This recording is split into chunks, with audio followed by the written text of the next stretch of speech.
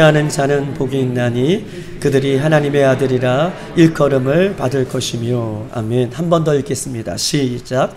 화평케 하는 자는 복이 있나니 그들이 하나님의 아들이라 일컬음을 받을 것이며. 아멘. 우리 한번 옆에 분하고 인사하겠습니다. 이렇게 인사할 때요, 샬롬 하고 인사하십시다. 시작. 샬롬.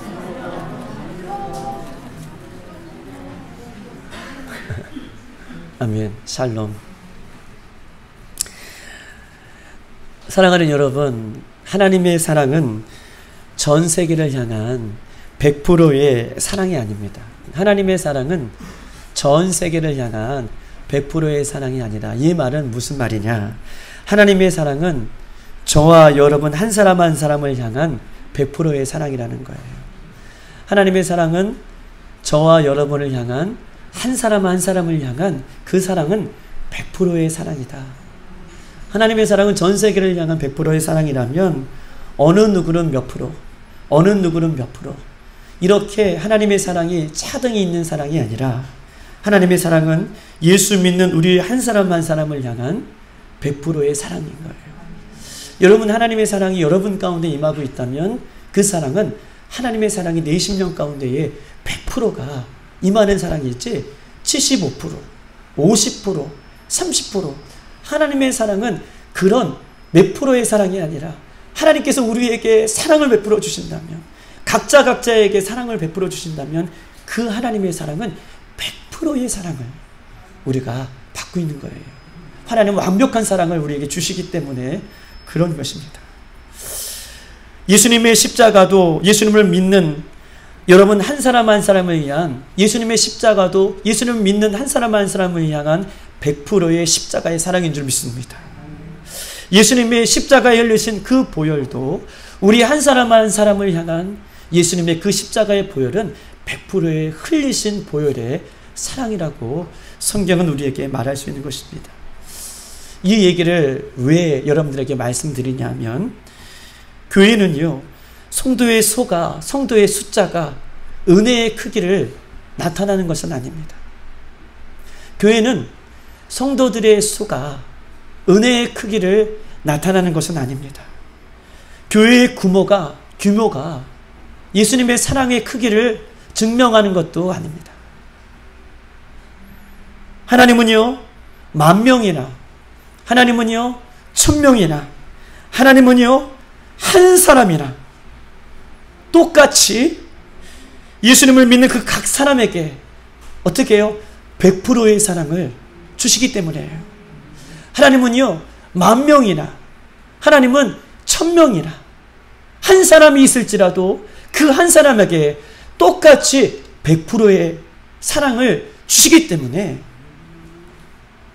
숫자가 많다고 하나님의 사랑이 크고 규모가 크다고 하나님의 은혜가 더해지는 것이 아니라 그 한 사람을 향한 하나님의 사랑은 100%이고 하나님의 은혜는 100%인 것이죠.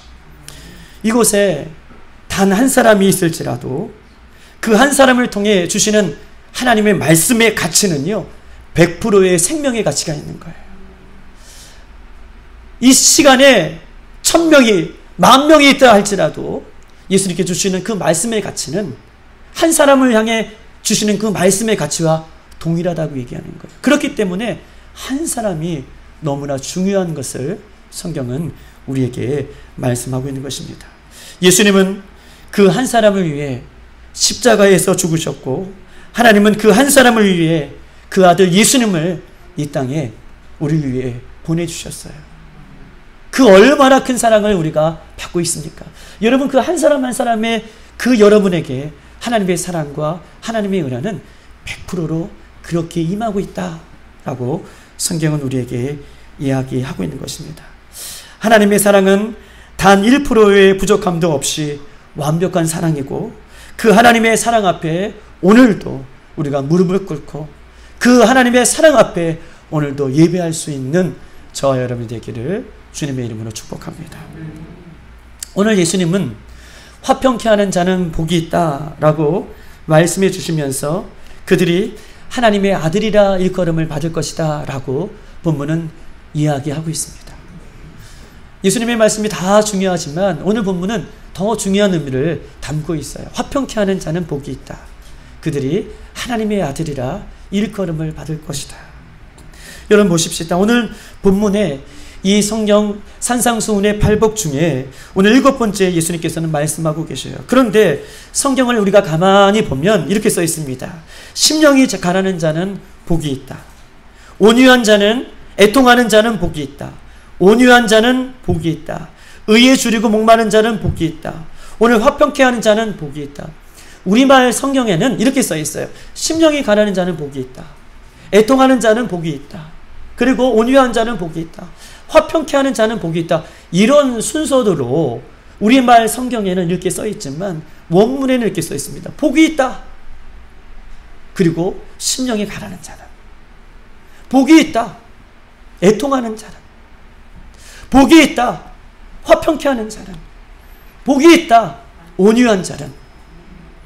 이런 어순으로 원문에는 그렇게 써 있습니다.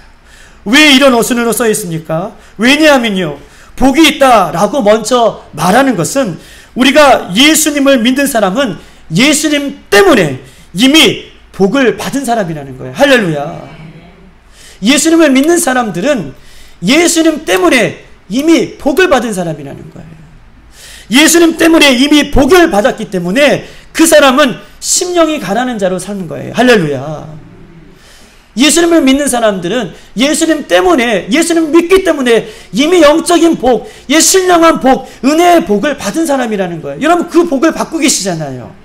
예수님의 복을 받고 계시잖아요. 예수님을 믿고 계시잖아요. 예수님의 그 사랑의 복을 받고 계시잖아요. 예수님의 그 은혜의 복을 받고 계시잖아요. 예수님의 그 십자가의 복을 받고 계시잖아요. 여러분을 통한 하나님의 그 긍휼하심의 복을 받고 계시잖아요. 그렇기 때문에 이미 우리는 복이 있다. 그렇기 때문에 심령이 가난한 자로 사는 거예요. 복이 있다. 그렇기 때문에 애통하는 자로 사는 거예요. 복이 있다. 그렇기 때문에 온유한 자로 사는 거예요. 복이 있다. 그렇기 때문에 화평한 자로 사는 것을 성경은 원문에서 이렇게 우리에게 이야기를 하고 있는 것입니다. 오늘 본문에 화평하는 자는 복이 있다 라고 얘기하고 있습니다. 여러분, 화평하는 자는 복이 있다 라고 얘기했는데 우리 화평하는 자가 누구입니까? 화평케 하는 자가 누구입니까? 화평케 하는 자는 예수님이에요. 죄와 하나님과 우리의 사이가 멀어진 그 감격을 예수님께서 십자가에서 죽으심으로 하나님과 우리 사이를 온전히 화평케 해주시는 그 예수님을 오늘 말씀하고 있는 것입니다. 그 화평케 하시는 예수님을 마음에 담고 살아가는 자는 어떻게 해요? 하나님의 아들이라 일컬음을 받을 것이라 라고 얘기하고 있어요. 화평케 하는 자는 예수님이신데 화평케 하는 자, 그 예수님을 마음에 믿고 마음에 영접하고 살아가는 자는 하나님의 아들이라 일컬음을 받을 것이다 라고 하는 말은 내가 진짜구나. 그렇게 살아가는데, 그렇게 살아가는 너희들이 예수님을 닮아가고 예수님처럼 살아가는, 진짜 예수쟁이처럼 살아가는 너희들이 진짜구나. 진짜 하나님의 아들이구나. 아들처럼 살아가는구나 라고 하나님께서 이렇게 일컬음을 어떻게 해요? 해주신다는 거예요. 화평케 하는 그 예수님을 마음에 담고 그렇게 그런 예수님의 모습으로 살아가는 너희들을 바라볼 때 너희들이 진짜구나. 하나님의 아들처럼 살아가는구나 라고 하나님께서 그렇게 우리들에게 일깨워 주신다 라고 하는 말씀이 오늘 본문에 담겨져 있는 말씀인 것입니다. 여러분, 우리가요 세상에서 살아갈 때에 돈과 명예와 성공과 행복만 쫓으면요, 저도 인생을 많이 살아보진 않았지만 우리가 인생에 살아갈 때에 돈과 명예와 성공과 행복만 쫓으며 살아갈 때에 그 모든 것 하나도 우리는 성공할 수 없어요. 그것만을 위해서 살아간다면 돈과 명예와 권세와 행복과 그런 것만 쫓으면서 살아갈 때는 그 어느 것 하나 완벽하게 이룰 수가 없습니다. 그러나 우리가 예수님을 구하면, 그러나 우리가 예수님을 찾으면 예수님 안에는 다 있는 줄 믿습니다. 예수님 안에는 다 있어요. 예수님을 찾으면, 예수님을 구하면 예수님 안에는 다 있습니다. 어떻게 해요? 오늘 예수님께서 말씀하고 계시잖아요. 예수님 안에는 천국이 있어요. 예수님 안에는요, 위로를 받는 거예요. 예수님 안에는요, 땅을 기업으로 받는다고 얘기하고 있어요. 예수님 안에는요, 예수님 때문에 영적으로 너희들이 배부를 것이다 라고 말씀하고 계셔요. 예수님을 얻는다면 예수님 때문에 하나님을 볼 것이다 라고 얘기하고 있습니다. 예수님을 얻는다면 하나님의 아들이라 일컬음을 받을 것이다 라고 얘기했어요. 여러분, 그러면 다 얻는 것은 아닙니까? 이렇게 예수님을 만나고 예수님을 찾고 예수님 안에 우리가 온전히 거하면 오늘 이 팔복에 주시는 그 복이 우리 가운데 임할 것을 성경은 우리에게 말씀하고 있는 것입니다. 그러므로 예수 그리스도를 믿는 성도들은요, 화평의 근원이신 예수님을 찾고 구하고 예수님을 만나는 그 일에 우리의 인생을 거는 저와 여러분이 되시기를 주님을 축복합니다. 왜냐하면 그 안에 모든 것이 다 숨겨져 있기 때문에 그렇다는 것입니다. 여러분 보십시다. 이사야 선지자는요, 예수님이 오시기 전에 700년 전에 활동했던 사람인데 700년 후에 예수님께서 이 땅에 오실 예수님에 대해서 그가 이렇게 평가하고 있습니다. 우리 한번 찾아보십시다. 이사야 9장 6절. 구약성경 978쪽에 있습니다.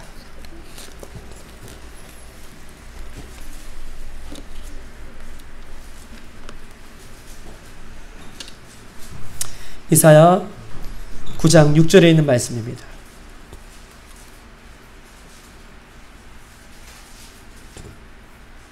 다 같이 읽겠습니다. 시작.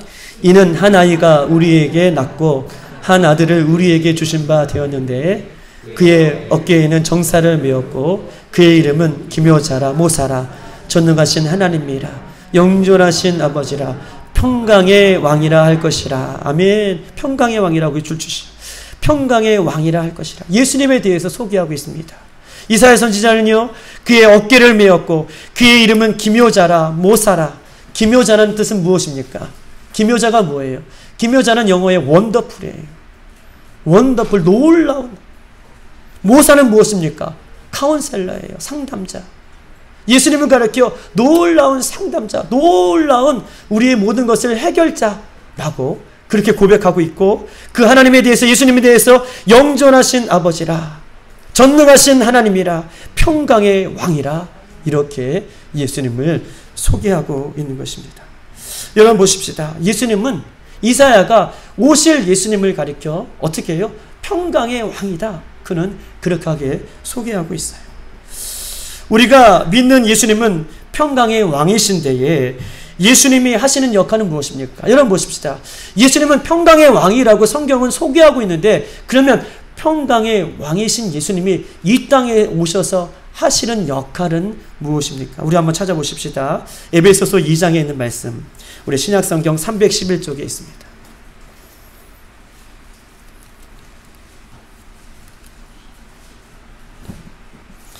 에베소서 2장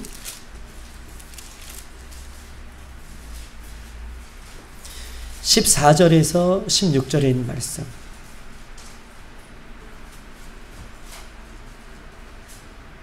다 같이 한번 16절까지 한번 읽어보겠습니다. 시작. 그는 우리의 화평이신지라 둘로 하나를 만드사 원수된 것 곧 중간에 막힌 담을 자기 육체로 오시고 법정으로 된 계명의 율법을 폐하셨으니 이는 이 둘로 자기 안에서 한 세 사람을 지어 화평하게 하시고 또 십자가로 그 둘을 한 몸으로 하나님과 화목하게 하려 하심이라. 원수된 것을 십자가로 소멸하시고. 아멘. 예수님을 가리켜 14절에 그는 우리의 화평이신지라 둘로 하나로 만드사 원수된 것 곧 중간에 막힌 자기 육체로 오시고. 여러분 보세요. 예수님께서 하시는 역할은 하나님과 죄로 우리의 관계를 어떻게 해요? 예수님께서 십자가에 그의 육체를 죽으심으로 말미암아 그 관계를 둘이 된 관계를 하나로 화목하게 하셨다 라고 말씀하고 계셔요. 그리고 16절에도 십자가로 이 둘을 한 몸으로 화목하게 하셨다 라고 예수님께서는 화목하게 하신 이 땅의 모습을 성경께서는 이야기하면서 예수님의 역할은 이 땅의 하나님과 우리 사이를 화목하게 하시는 그 역할을 하신 분이 예수님인 것을 이야기하고 있는 것입니다. 예수님은 죄로 끊어졌던 하나님과 인간 사이의 관계를 십자가에 막힌 담을 허시고 하나가 되게 하셨다면 예수님을 믿는 저와 여러분은 이 땅에서 어떻게 살아가야 됩니까? 예수님께서 그런 역할을 하셨다면 예수님을 믿는 우리들은 이 땅에서 어떻게 살아가야 됩니까? 우리 한번 찾아보십시다. 고린도 후서 5장 17절에 있는 말씀입니다. 291쪽에 있어요.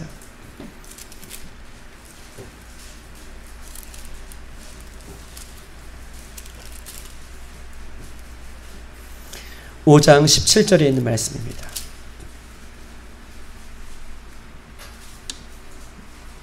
(18절까지) 291쪽 다 같이 한번 읽겠습니다. 시작. 그런즉 누구든지 그리스도 안에 있으면 새로운 피조물이라. 이전 것은 지나갔으니 보라 새 것이 되었도다. 모든 것이 하나님께로서 났으며 그가 그리스도로 말미암아 우리를 자기와 화목하게 하시고 또 우리에게 화목하게 하는 직분을 주셨으니, 우리에게 화목하게 하는 직분을 주셨으니 라고 하는 것에 우리가 주목해서 봐야 돼요. 여러분 보십시다. 예수님은 이 땅에 오신 것은요, 하나님과 우리의 사이를 화목하게 하셨어요. 그리고 그 예수님을 믿는 우리들에게 예수님께서는 18절에 우리에게도 화목하게 하는 직분을 맡겨주셨다. 화목하게 하는 직분을 이 땅에서 우리에게 예수님은 맡겨주셨다라고 말씀하고 계십니다. 예수님이 우리를 위해 친히 화목제물이 되어주셨으니 너희들도 그 직분을, 화목하게 하는 직분을 감당해라 라고 하는 것입니다. 그런데 문제가 있어요. 화목하게 하는 직분을 예수님께서 우리에게 감당해라 라고 말씀해 주셨음에도 불구하고 예수님을 믿는 저와 여러분의 삶의 면면들을 살펴보면 화목이 아니라 우리는 전쟁을 치르는 것 같습니다.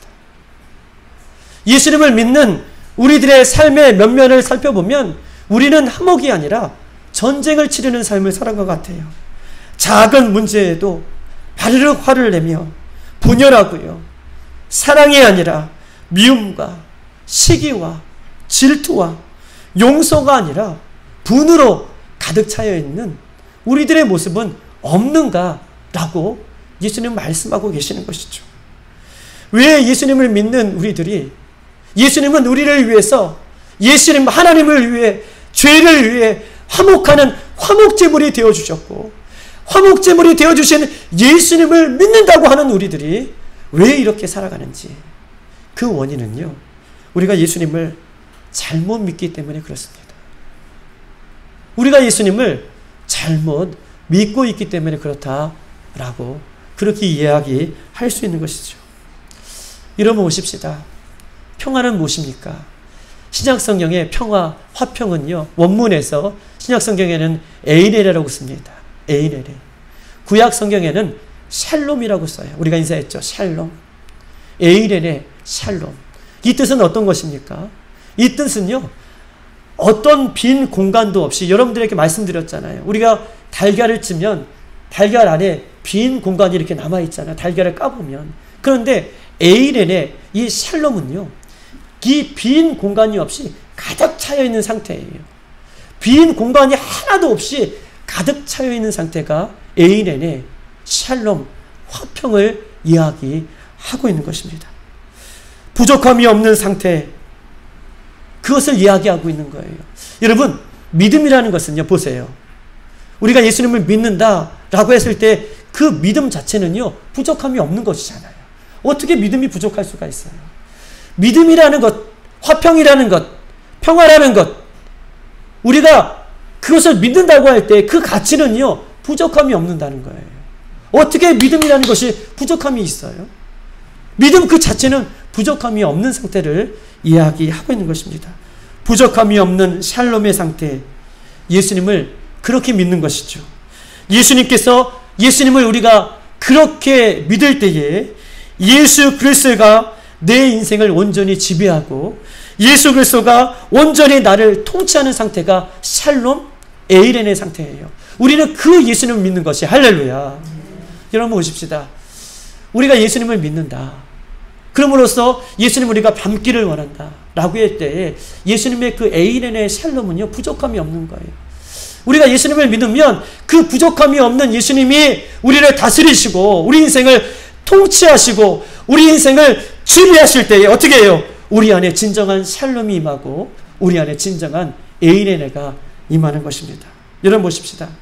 그럴 때 이 평화는요, 저 푸른 풀밭에 그림 같은 집을 짓고 사랑하는 아이들과 뛰어노는 이런 평화가 아니라 예수님께서 말씀해 주시는 예수님이 다스리시고 예수님은 우리를 지배하시고 예수님은 우리 인생의 주인 되어주시고 그 예수님을 우리가 믿는다면 그 평화는요, 비바람이 몰아치는 폭우 속에서 번개가 번쩍번쩍 거리고 흑암에 짙은 그 폭우 속에서 칠같이 떨어지는 저 벼랑 끝에 한 구석에 참새가 그 칠 같은 벼락을 치는 폭풍 같은 그 폭풍들을 몰아치는 그 밤에 벼락 같은 그 칠흑 속에서 안전한 곳에서 숨어있는 그 평안을 이야기하고 있는 거예요. 우리는 어떻게 살아갑니까? 우리는 예수를 믿고 예수를 따라가는, 예수님이 온전히 우리는 거하시는 그런 삶을 우리는 살아가고 있습니다. 여러분 보십시다. 세상은 온통 앞이 보이지 않는 이런 폭풍성에 우리는 살고 있어요. 세상은 온통 죄악이 덮여있는 이 노아의 시대처럼 그런 시대를 우리는 살고 있습니다. 그러나 예수님의 지배를 받고 예수님의 통치함을 받고 예수님을 온전히 믿고 예수님이 내 인생의 주인으로 살아가는 사람은 그 폭풍과 같은 죄악 가운데에도 안전하게 평안하게 예수님의 샬롬이 예수님의 예의레가 그 심령 가운데에서 끊어지지 않는 거예요. 왜냐하면 예수님의 샬롬은 예수님의 에이레네는 완벽한 에이레를 우리에게 주시기 때문이에요. 우리의 믿음이 부족함이 있는 믿음입니까?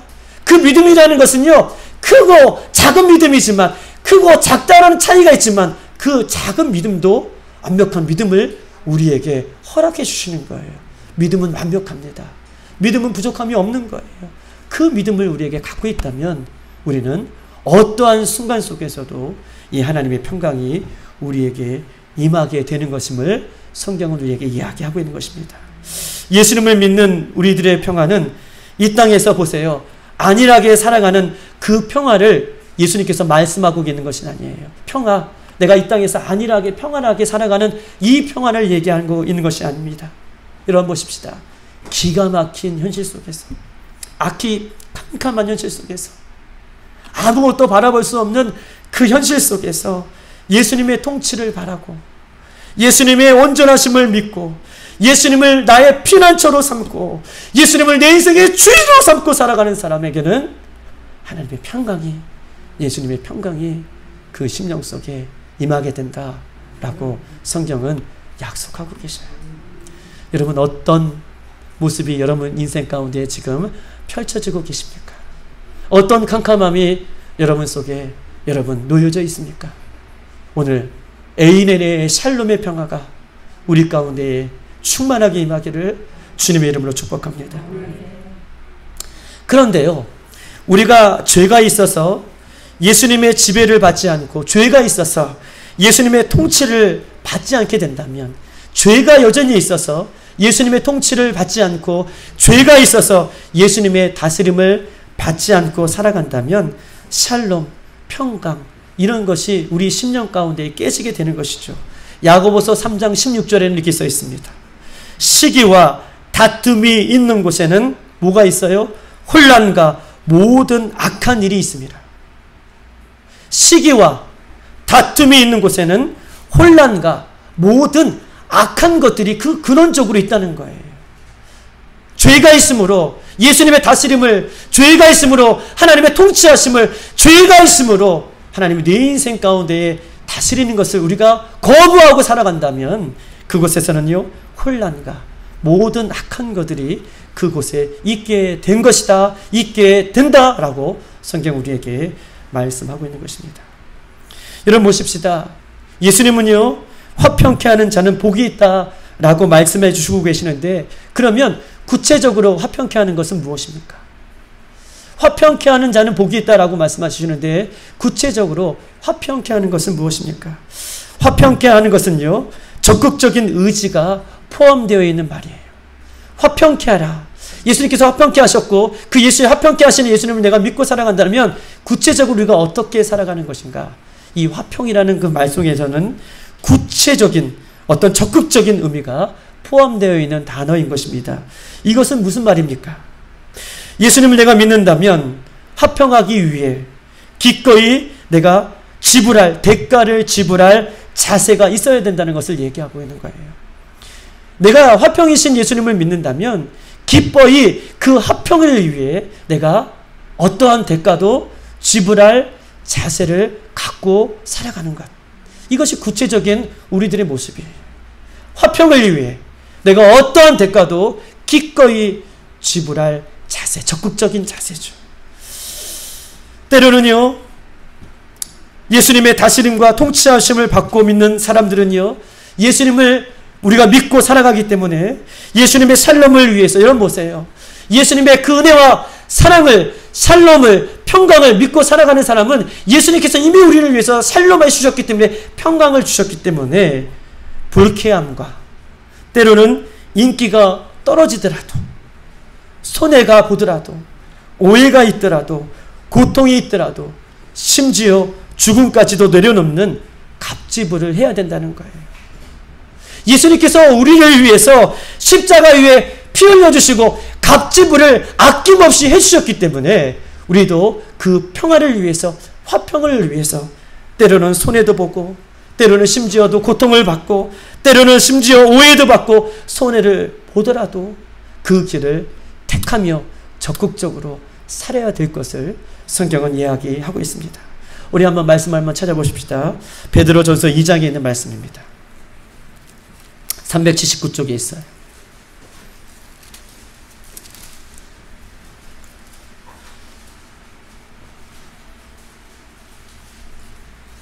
(379쪽) 2장 22절 24절까지 있는 말씀입니다. 22절 24절 우리 한번 큰 목소리로 읽겠습니다. 시작. 그는 죄를 범하지 아니하시고 그 입에 거짓도 없으시며 욕을 당하시되 맞대어 욕하지 아니하시고 고난을 당하시되 위협하지 아니하시고 오직 공의로 심판하신 이에게 부탁하시며 친히 나무에 달려 그 몸으로 우리의 죄를 담당하셨으니 이는 우리로 죄를 대하여 죽고 의에 대하여 살게 하려 하심이라. 그가 채찍에 맞음으로 너희는 나음을 얻었나니. 아멘. 예수님께서 어떻게 화평을 이루셨습니까? 예수님께서는요, 그는 죄를 범하지 아니하였으나 그의 입에는 거짓이 없으며 욕을 당하시되 맞대어 욕하지 아니하시고 고난을 당하시되 위협하지 아니하셨다. 오직 공의로 심판하시는 이에게 부탁하시며 친히 나무에 달려 그의 몸으로 우리의 죄를 담당하시고 우리를 위하여 죄에 대하여 죽고 의에 대하여 살려 하심이라. 그가 채찍에 맞음으로 우리는 나음을 입었다라고 성경은 그렇게 고백하고 있는 것입니다. 예수님은 우리를 적극적으로 화평하기 위해서 이런 모습으로 살아가셨다라고 이야기하고 있는 것이죠. 이게 예수님을 믿는 우리들이 살아가야 할 적극적인 모습인 것이에요. 이것이 우리가 회복해야 할 적극적인 모습입니다. 영어에 보면 노 크로스 노 크라운이 있어요. 여러분 보십시다. 십자가 없이는 면류관이 없어요. 우리가요, 오해도 참지 못하고, 우리가요, 어떤 고난도 참지 못하고, 우리가요, 어떤 박해도 참지 못하고, 우리가요, 어떤 침뱉음도 참지 못하며 살아가면서 우리가 어떻게 예수님께서 주시는 그 면류관을 받아 쓸 수가 있겠습니까? 오늘날 성도들의 가장 무서운 질병이 있다면 어려움을 두려워한다는 거예요. 성도들의 가장 무서운 질병이 있으면 그것은요, 다른 외적인 질병이 아니라 어려움을 두려워하는 것입니다. 십자가를 짊어지는 갑지불 없이 축복을 받으려 한다는 거예요. 십자가를 짊어지려고 하는 갑지불 없이 예수님의 그 영광을 얻으려고만 합니다. 예수님을 믿는 것만큼 비례해 십자가를 짊어지는 그 삶을 살아야 되는데 그렇게 살지 않으려고 하는 요새 우리들의 모습은 없는지 성경은 우리에게 이 시간 묻고 있는 것이죠. 누군가를 위해 여러분 보십시다. 누군가를 위해 시간의 손해를 보고, 누군가를 위해 물질의 손해를 보고, 누군가를 위해 자존심의 손해를 보고, 누군가를 위해 눈물로 손해보고 살아가는 것. 세상에서 이렇게 살아가는 사람은 바보로 여길 거예요. 세상에서 이렇게 살아가는 사람은 어떻게 해요? 좀 덜 떨어진 사람이라고 취급해 버릴 것입니다. 누군가를 위해 시간을 손해보고, 누군가를 위해 감정의 손해를 보고, 물질의 손해를 보고, 자존심과 이 모든 것들 손해보는 사람들에게는 세상은요 바보처럼 여길 거예요. 그러나 성경은요 이렇게 누군가를 위해 손해보는 사람에게, 화평케 하는 사람에게 복이 있다라고 예수님은 그를 칭해 주십니다. 그렇게 살아가는 사람을 볼 때에 어떻게 해요? 예수님께서 말씀해 주고 계시죠. 정말 예수님이 살아계시구나. 세상 속에서 그렇게 미련하게 살아가는 사람들에게, 그렇게 미련하게 살아가는 우리 빌라델피아의 성도들을 바라볼 때에, 세상은 다 그렇게 살아가지 않는데 너희들을 바라볼 때에 예수님이 살아계시구나. 예수님의 다스림을, 예수님의 영광을 드러내게 되는 것을 성경은 이야기하고 있어요. 이것이 대가를 지불하며, 이것이 대가를 지불하며 십자가를 지며 살아가는 우리들의 모습이 되어야 된다.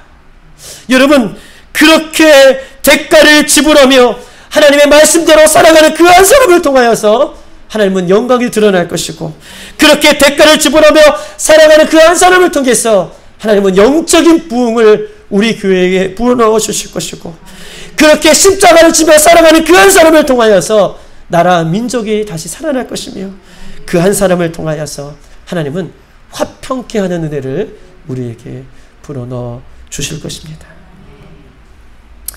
그렇다면 우리가 예수님 다시 오실 때까지 이 화평한 자로 우리가 어떻게 끝까지 살아갈 수 있겠습니까? 우리는요 늘 눈만 뜨면 죄를 짓기를 사모하는 우리들인데, 예수님 다시 오실 때까지 이 화평을 우리가 어떻게 끝까지 유지하며 살아갈 수 있겠습니까? 그 방법을 하나님께서 이야기하고 계시는데, 하나님께서는요 먼저 하나님과 화평하기를 힘쓰는 거예요. 할렐루야. 사람과 화평하기를 우리가 애쓰고 힘쓰는 것이 아니라 먼저 하나님과 화평하기를 힘쓰고 애쓸 때에 그 화평의 모습으로 우리는 예수님 오실 때까지 끝까지 살아갈 수 있음을 성경 우리에게 말씀하고 있는 것입니다. 요한복음 14장 27절 이렇게 써 있습니다. 요한복음 14장 27절, 평안을 너희에게 끼치노니 곧 나의 평안을 너희에게 주노라. 내가 너희에게 주는 것은 세상에 주는 것 같지 아니하리라. 너희는 마음에 근심하지 말고 두려워하지 말라. 하나님께서, 예수님께서 우리에게 주시는 평안은 뭐라고 얘기하고 계세요? 내가 너희에게 주는 평안이라고 말씀하고 계셔요. 평안을 너희에게 끼치노니 곧 나의 평안을 너희에게 주노라. 여러분, 예수님의 평안, 하나님의 평안을 회복하기 위해서 우리는 기도해야 되고, 우리는 노력할 때에 끝까지 예수님 다시 오실 때까지 우리는 그 평화의 사람으로, 평안을 끼치는 사람으로 살아갈 수 있음을 성경은 우리에게 이야기하고 있습니다. 이 순서가 뒤바뀌면 안 돼요. 이것이 영적인 원리라는 거예요. 하나님의 평안, 예수님의 평안을 우리에게 준다라고 하는 이 하나님의 평안을 먼저 구하고 먼저 회복하는 사람이 끝까지 예수님의 평안으로 우리는 살 수 있는 것입니다. 하나님과 화평의 관계를 유지하고 살아가는 사람의 구체적인 삶은 무엇입니까? 여러분 보십시다. 하나님과 이 평안의 삶을 끝까지 유지하고 살아가는 사람에게 두 번째 우리가 구체적으로 해야 할 행동이 있다면, 첫 번째는 하나님의 그 화평을 위해서, 그 화평을 구해서 살아가야 되는데, 그 화평을 구했던 우리들의 모습은, 구했던 우리들은 이 세상에서 어떻게 살아가야 되느냐? 첫 번째는요, 이기심을 버리며 살아가는 거예요. 욕심을 버릴 때에 우리는 사람 관계에서, 인간 관계에서 화평을 이루어가며 살아갈 수 있습니다. 욕심과 이기심을 버리는 거예요. 욕심은요 절대 예수님을 위해, 욕심은요 절대 다른 사람을 위해 화평을 끼칠 수 없기 때문에 욕심과 이기심을 예수님 앞에 내려놓기를 바랍니다. 두 번째는요, 이 땅에 살면서 화평을 이루는 삶은요, 우리 혀를 조심해야 돼요. 혀를 조심해야 됩니다. 성경은요, 듣기를 속회하고 말하기를 더디하라고 말씀하고 계셔요. 듣기를 속회하고 말하기를 더디할 때에 화평을 이루는 삶을 살아가는 것입니다. 예전에 과거의 리더십은 어떤 리더십이었습니까? 나를 따라와라, 나를 본받아라 라고 하는 것이 과거의 리더십이었어요. 그런데 현대의 리더십은요, 그냥 그 사람 앞에 가만히만 있어도 행복하고, 그 사람 앞에 무엇을 얻지 않아도 가고 싶고, 그 사람과 얘기하고 싶고, 그 사람을 만나고 싶고, 이것이 현대가 가지고 있는 현대의 리더십으로 그 모습이 바뀌었습니다. 여러분 보십시다. 주장하는 자세를 하지 말고, 부정적인 말은 하지 말고, 이것은 사단이 좋아하는 것이기 때문에 우리는요, 속기는 들어도 말하기는 더디하며 주의 화평을 이루는, 그래서 예수님 다시 오실 때까지 화평의 모습으로 쓰임받을 수 있는 저와 여러분 되기를 주님의 이름으로 축복합니다. 마지막으로 이 땅에서 우리가 화평을 이룰 수 있는 것은요, 기도 외에는 그 화평을 이룰 수 있는 길이 없습니다. 기도 외에는 화평을 이룰 수 없다. 빌립보서 4장 이렇게 말씀하고 계십니다. 빌립보서 4장 4절과 7절. 주 안에서 항상 기뻐하라. 내가 다시 말하오노니 기뻐하라. 너희 간영을 모든 사람에게 알게 하라. 주께서 가까우시니라. 아무것도 염려하지 말고 다만 모든 일에 기도와 간구로 너희 구할 것을 감사함을 하나님께 아뢰라. 그래야면 모든 지각에 뛰어나지 하나님의 평강이 그리스도 예수 안에서 너희 마음과 생각을 지키시리라. 기뻐하고 감사하고 기도하면 환경과 조건이 아니라 하나님께서 우리에게 화평의 마음을 주신다라고 성경은 이야기하고 있는 것입니다. 여러분, 기도 외에는 화평을 이룰 수 없음을 성경은 이야기하고 있어요. 이기심과 욕심을 내려놓고 듣기는 속회하고 말은 더디게 하며 말을 조심해야 하고 또한 기도함으로 그 화평을 이룰 수 있는 저와 여러분이 되기를 소망합니다. 이렇게 예수님의 에이레네와 예수님의 샬롬이 우리 심령 가운데 임하게 된 사람에게는 하나님께서 뭐라고 얘기하시고 하나님께서 뭐라고 말씀하고 계시냐면 하나님의 아들이라 일컬음을 받게 된다라고 말씀하고 계셔요. 하나님의 아들이라, 하나님의 딸이라 이렇게 자격을 주신다는 거예요. 하나님의 딸이라, 하나님의 아들이라 자격을 주신다는 것은요, 하나님이 하나님의 자녀들이 받을 수 있는 능력 또한 그 자녀들에게 하나님께서는 허락해 주신다라고 말씀해 주시는 것입니다. 여러분 보십시다. 우리는요, 하나님을 아버지라고 부르는 자녀인 줄 믿습니다. 우리는 하나님을 아버지라고 부르는 자녀예요. 자녀는요, 부모를 닮게 되어 있습니다. 자녀는요, 부모를 닮고 살아가는 것이죠. 그렇다면 우리는 하나님을 아버지라고 부르는 하나님의 자녀라면 우리는 화평케 하시는 예수님을 이 땅에서 닮아가는 저와 여러분의 삶이 되기를 주님의 이름으로 축복합니다. 여러분, 마지막으로 말씀을 맺겠습니다.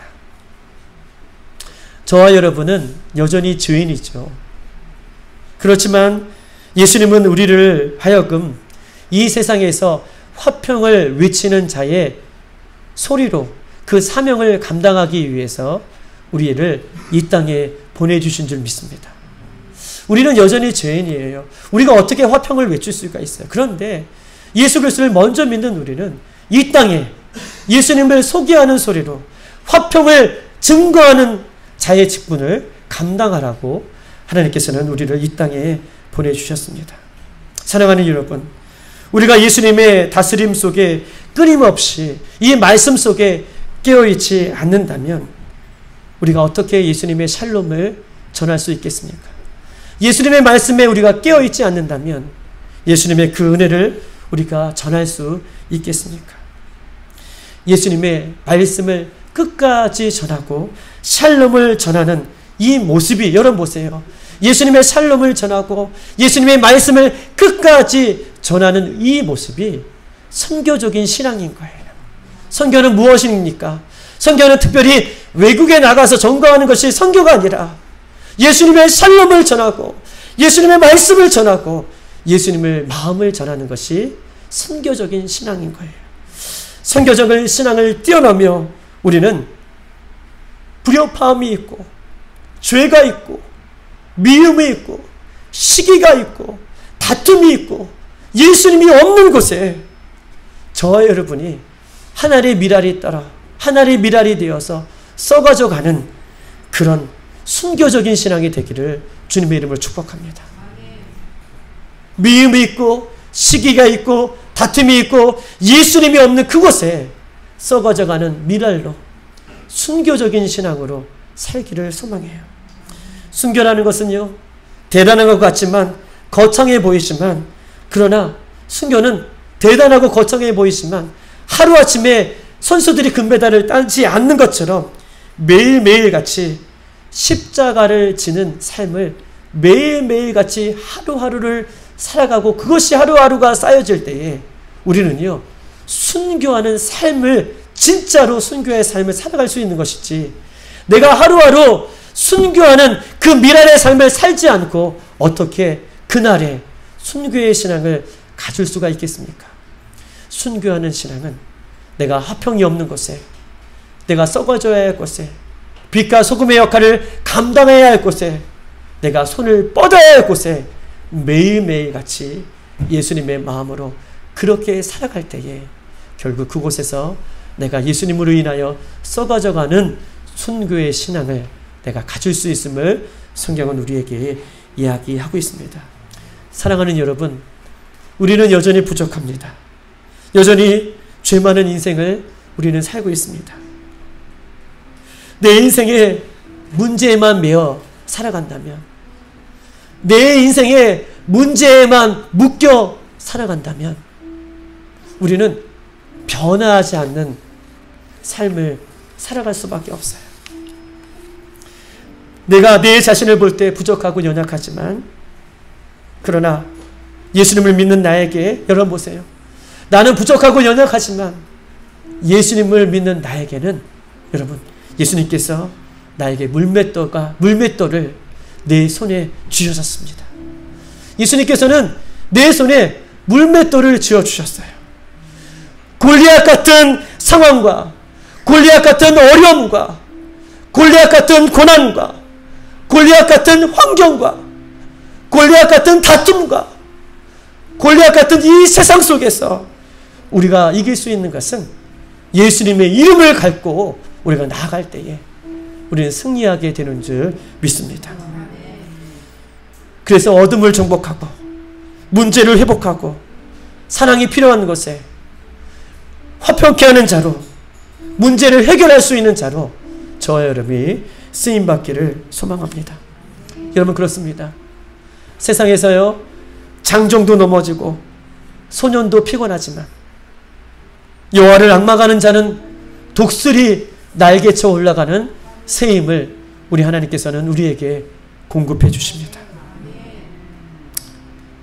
당당하게, 여러분, 우리가 물질이 없고 또 내 손에 아무것도 쥐어진 것이 없고 또 여전히 우리는 넘어지면서 살아가는 존재이지만, 그러나 예수님을 온전히 믿음으로, 예수님을 온전히 의지함으로, 예수님의 그 화평의 마음을 온전히 품음으로 다시 한번 일어나십시다.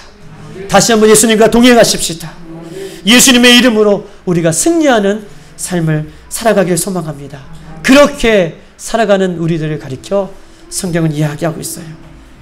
화평케 하는 자는 복이 있나니 그들이 하나님의 아들이라 일컬음을 받을 것이다 라고 우리에게 위로해 주시는 그 하나님의 마음을 품고 우리가 살아갈 수 있는 하나님의 미랄로 그렇게 썩어져가는 우리들이 되기를 주님의 이름으로 축복합니다.